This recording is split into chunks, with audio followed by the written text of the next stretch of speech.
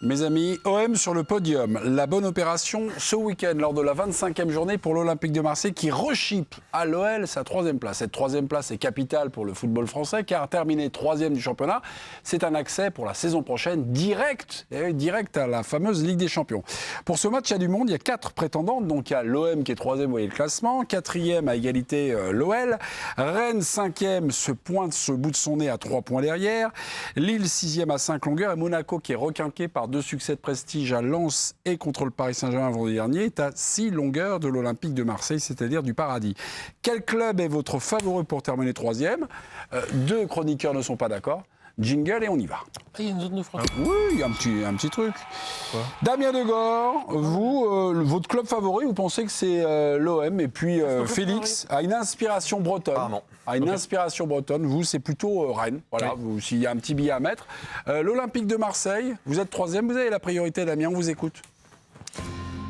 Pourquoi l'OM? Parce que je pense que des clubs qu'on a cités, à l'exception peut-être de Monaco, mais qui a quand même 6 points de retard, c'est un club qui a l'habitude de jouer ce type de rendez-vous. De la même manière qu'on dit qu'il y a des clubs comme Monaco, Bordeaux, Nantes, quand ils jouaient la descente, ils n'étaient pas armés et que c'était les favoris pour la relégation. Eh ben, je pense qu'il y a des favoris pour jouer ce type de place. Marseille en fait partie. Ils ont un léger avantage, qui n'est pas irrémédiable, on est d'accord, mais ils ont quand même un léger avantage. Et encore une fois, ce club sait gérer ses fins de saison. Ils l'ont fait il y a 2-3 ans déjà. Félix, vous, c'est Rennes. Ouais, parce que je pense que les saisons de Marseille et de Lyon sont en tout point atypiques. Il y a dans le foot et particulièrement, hélas, on le déplore souvent en Ligue 1, des questions de cycle, la fameuse expression manger son pain noir. C'est plus une boulangerie entière qui a mangé le Stade Rennais. Et justement, le fameux rendez-vous entre coach et joueur, pour moi, porte ses fruits avec l'arrivée de Francaise, l'émergence de Taulier qui était jusque-là disparu depuis trop longtemps, des joueurs clés, des jeunes qui sont très performants. Un calendrier avec des gros défis à l'extérieur et des matchs entre guillemets faciles à la maison, pour moi, Rennes y va. Ok. Rennes pour Félix et Damien, c'est l'Olympique de Marseille. Si c'était à choisir entre l'OM et Rennes, là, juste sur l'arbitrage du débat, mon cher président, penchez pour Félix ou penchez pour Damien?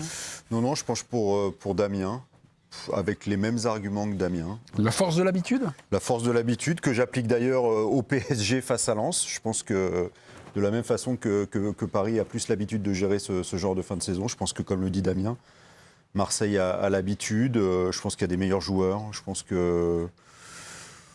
Non, je pense que oui. Je pense qu'ils sauront répondre à 2 ou 3 journées de la fin. Ils sauront gagner le match qu'il faut, alors que je n'ai pas la même certitude avec Rennes.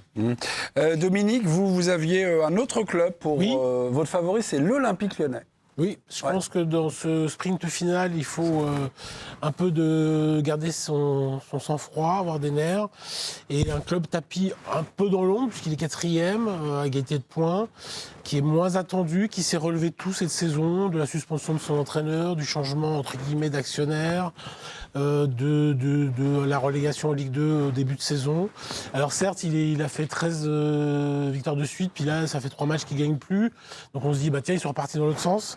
Mais non, je crois qu'à la fin, Lyon... Tu crois pas que jouer la Coupe d'Europe, en plus, ça peut déjà puiser dans les ressources et dans l'hypothèse où il se ferait sortir de Coupe d'Europe, mettre un coup supplémentaire sur la tête d'un effectif qui est quand même pas hyper large. Je crois autant à Lyon, Damien, que je ne crois pas en Marseille, qui est un stade depuis le début de saison qui m'a fait les montagnes russes, qui a eu une deuxième période à Toulouse extrêmement compliquée malgré le fait qu'il menait, avec ce but assez fantastique de Greenwood. Mais Marseille, je ne sais plus, quoi, en fait. Ils sont capables de regarder le PSG dans les yeux au Trophée des Champions, d'en prendre 5 le mois suivant, toujours contre le même PSG. Et par défaut, alors? C'est une valeur refuge. Monaco est trop loin. Le candidat naturel, c'est l'OM. Mais... Il a dit il est porté par des jeunes, mais Jacquet, qui commençait à faire des mauvais matchs quand il avait signé à Liverpool. Mais Jacquet, c'est fin de saison. Donc les jeunes, ils ne sont pas tous là non plus. Le 9, non, quand même? Pardon? Le 9 qui a un point de Greenwood, quand même. Oui, non, mais d'accord. Mais ils ont des atouts. Tout le monde a des atouts. Monaco a des atouts. Oui, bien sûr. Mais tu vois, tu as une énorme usure mentale côté marseillaise qui est en tout point entendable. Tu as une usure physique côté Lyon, et Damien a raison de soulever la Coupe d'Europe. Je trouve que, pour le coup, la dynamique et la fraîcheur, elle est du côté rennais. Dominique, quand vous avez dit l'OL, j'ai regardé le président, il est sceptique. Ah non, mais je suis très sceptique. T'as vu Lyon PFC hier soir? Oui. Hélas. Avec une équipe un peu remaniée. Hein. Ouais, avec une équipe remaniée, mais j'ai l'impression qu'il n'y a plus de... Il n'y a plus d'essence. Il n'y a plus d'essence. Il n'y a pas beaucoup de bancs.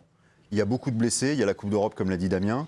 Et puis, je sais pas, j'ai l'impression qu'ils sont au bout. Et surtout, je pense que ce qui s'est passé à Marseille, C'était quoi, il y a 10 jours. Oui. Semaine, Tu mènes 2 il y a 8 jours. à 10 minutes de la fin, tu prends 2 buts.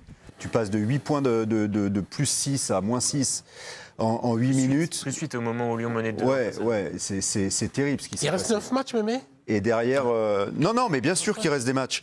Mais la dynamique, elle est en train de. Ouais, mais t'aurais dit autre chose il y a 3 journées. Donc. Elle n'est pas du tout lyonnaise. T'aurais donné la dynamique pour Lyon il y a 3 journées. Ah oui. Oui, mais attends, on fait une émission quotidienne. Non, une chronique. Mais je crois que ça va quelques nouvelles, peut-être des bonnes nouvelles pour l'Olympique Lyonnais, Max. Oui, les Lyonnais qui étaient privés de nombreux joueurs face au Paris FC, vous l'avez dit, Pavel Schulz, Morera, Fofana. En tout cas, la bonne nouvelle peut-être pour les supporters lyonnais, là, si la tablette veut bien fonctionner, voilà, c'est le retour à l'entraînement collectif aujourd'hui pour Malik Fofana. Malik Fofana, le Belge qui est absent depuis le 26 octobre, presque 5 mois d'absence. Il avait déjà été aperçu en s'entraînant à part du groupe. L'OL a publié ces images sur ses réseaux sociaux aujourd'hui. Il avait déjà repris. Il n'y a pas que Malik Fofana qui était blessé, il y a votre tablette qui était blessé. Il pourrait espérer jouer quand. Ça fait combien de temps qu'il a la. Ça, c'était un super argument, par contre. 4 mois. 5 mois quasiment. Donc on dit qu'il faut autant pour revenir, donc c'est fini. Ouais, c'est fini. Eric, on vous a laissé un peu tapis dans l'ombre. Mais vous disiez peut-être aussi, n'oublions pas les Monégasques. Moi, je pense N'oublions pas les Monégasques. Depuis le match contre le Paris Saint-Germain, ils sont montés en puissance. Moi, je les trouve bons, très forts. Aujourd'hui, alors j'ai entendu Régis, parce qu'il avait raison, en début de saison, et c'était une catastrophe. Ouais. Il disait, je m'emmerde d'aller voir jouer, ils sont nuls, ils réussiront rien. Un peu en fin de cycle. Et je partageais ce que disait Régis. Sauf que moi, je ne sais pas quel miracle s'est passé avec Pocognoli. Le miracle en tout cas, Pocognoli. ils se sont relancés totalement en Coupe d'Europe quand ils ont fait 2-2. Non, mais incroyable. Ouais. Même si tu as un Paris Saint-Germain qui est très mauvais. Hein. Derrière, ils disent qu'ils viendront gagner. Ils gagnent. Et ils l'ont annoncé. Hein. Ouais. Moi, Et avant ça, ils avaient gagné à Lens en plus. Et là, oui. En plus, sur la fin, ça, je l'avais un peu les boules. Ils ont pris 2 buts. Bon. Mais ils prenaient 2-0, ils gagnent. Non, mais Lens a cru à un moment donné qu'ils perdaient le titre là-dessus, le soir de cette défaite. Mais pour revenir, ils m'ont l'air de retrouver une assise, un équilibre. Ils sont des super joueurs.